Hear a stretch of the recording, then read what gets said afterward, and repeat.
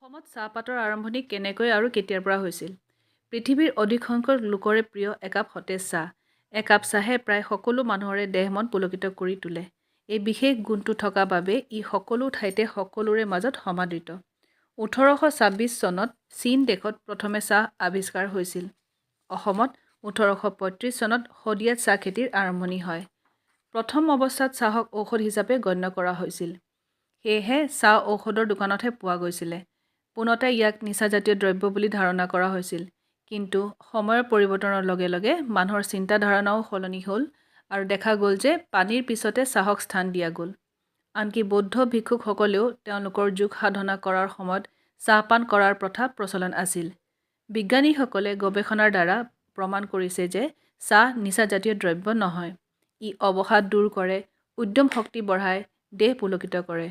কিন্তু অতিমাত্ৰা চাহ খোৱাটো বেয়া, তেতিয়াহে ই শৰীৰৰ বাবে ক্ষতিকাৰক হৈ পৰে। অসমলৈ চাহ কিদৰে সূত্ৰপাত হ'ল তাক জনাটো অতি প্ৰয়োজনীয়। পৃথিৱীৰ অন্যতম শ্ৰেষ্ঠ শিল্প হ'ল চাহ শিল্প। এই চাহ খেতিৰ বাবে আমাৰ অসম পৃথিৱী বিখ্যাত। আমাৰ অসমত চাহ খেতিৰ প্ৰচলন আৰম্ভ হয় 19বিংশ শতিকাৰ আদিৰ ভাগৰ পৰা। ইংৰাজসকল ভাৰতলৈ অহাৰ পিছতহে ৰবাৰ্ট ব্ৰুচৰ নেতৃত্বত অসমৰ চাহ খেতিৰ প্ৰচলন হয়। চাহ খেতিৰ বাবে তেওঁলোকে বাহিৰৰ পৰা বনোৱা বিষয়া আদি আনিলে। 1838 চনতে অসমত উৎপাদিত চাহ লণ্ডনৰ বজাৰলৈ বিক্ৰীৰ বাবে পঠোৱা হ'ল। অসমৰ চাহে লণ্ডনৰ সমাদৰ লাভ কৰাৰ লগে লগে চাহ খেতিৰ বাবে সকলোৱে অধিক মনোযোগী হৈ উঠিল। লাহে লাহে ইংৰাজসকলক দেখি আমাৰ অসমৰ লোকসকলো চাহ খেতিৰ বাবে আগ্ৰহী হৈ পৰিছিল। অসমৰ প্ৰথমজন চাহ খেতিয়ক আছিল মণিৰাম বৰভাণ্ডাৰ বৰুৱা। বৰ্তমান বিশ্বত চাহ উৎপাদনকাৰী দেশৰ সংখ্যা প্ৰায় 29খন আৰু ভাৰতবৰ্ষ হৈছে তাৰে ভিতৰত এখন। ভাৰতৰ ভিতৰত অসম, পশ্চিম বংগ আৰু দক্ষিণ ভাৰতৰ নীলগিৰি অঞ্চলত চাহ খেতি কৰা হয়। ভাৰতবৰ্ষৰ এই অঞ্চলকেইটাৰ ভিতৰত অসমতেই সবাতোকৈ অধিক অংশত চাহ খেতি কৰা হয়। বৰ্তমান অসমত 800খনৰো অধিক সৰু বৰ বাগিচা আছে। অসমত চাহ খেতি এতিয়া এক শিল্প উদ্যোগত পৰিণত হৈছে, যাৰ বাবে এতিয়া অসমত চাহ খেতিৰ উন্নয়নৰ ওপৰত অধিক গুৰুত্ব আৰোপ কৰা হৈছে। চাবুৱা, চীনামৰা আৰু কাছাৰত আৰম্ভ কৰা চাহ খেতি এতিয়া দেশৰ প্ৰায় ভাগতে কৰা হয়। যোৰহাটৰ টকোলাইত এটা চাহ গৱেষণা কেন্দ্ৰ স্থাপন কৰা হৈছে। লগতে চাহ খেতি আৰু ইয়াৰ উৎপাদনৰ ওপৰতো পৰীক্ষা নিৰীক্ষা চলোৱাৰ ব্যৱস্থা কৰা হৈছে।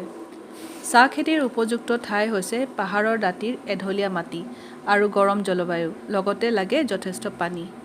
অৱশ্যে পানী ৰৈ নথকা এঢলীয়া মাটি চাহ খেতিৰ বাবে উপযোগী। যিহেতু অসমখন পাহাৰ পৰ্বতেৰে আৱৰা, সেয়েহে হয়তো অসমৰ মাটি চাহ খেতিৰ বাবে উপযোগী।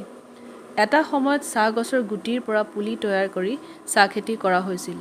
চ'ত, বহাগ মাহত গুটি পচাই শাৰী শাৰীকৈ ৰুই দিয়া হৈছিল। আজিকালি কলম দি চাহ গছৰ খেতি কৰা হয়। চাহ গছক ছাঁ দিবলৈ মাজে মাজে শিৰীষ জাতীয় গছ ৰোৱা হয়। একোখন বাগিচাৰ পৰা বছৰত 4বাৰ চাহপাত তোলা হয়। চাহ বনুৱাসকলে সময়মতে চাহৰ এটিকলি দুটা পাত সংগ্ৰহ কৰে। তুলি অনা চাহপাতবোৰ শুকুৱাই লৈ যথানিয়মে কলঘৰত গুড়ি কৰা হয়। পিকো, অৰেঞ্জ পিকো, গল্ডেন পিকো, সাধাৰণ আদি চাহৰ বিভিন্ন শ্ৰেণী আছে। 1970 চনত গুৱাহাটীত চাহপাতৰ এটা নিলাম কেন্দ্ৰ স্থাপিত হয়। এই নিলাম কেন্দ্ৰ স্থাপনৰ আগত কলিকতাত থকা কেন্দ্ৰৰ যোগেদি অসমৰ চাহপাত বিক্ৰী কৰা হৈছিল। ভাৰতৰ অৰ্থনীতিত অসমৰ চাহ শিল্পই বিশিষ্ট ভূমিকা গ্ৰহণ কৰিছে।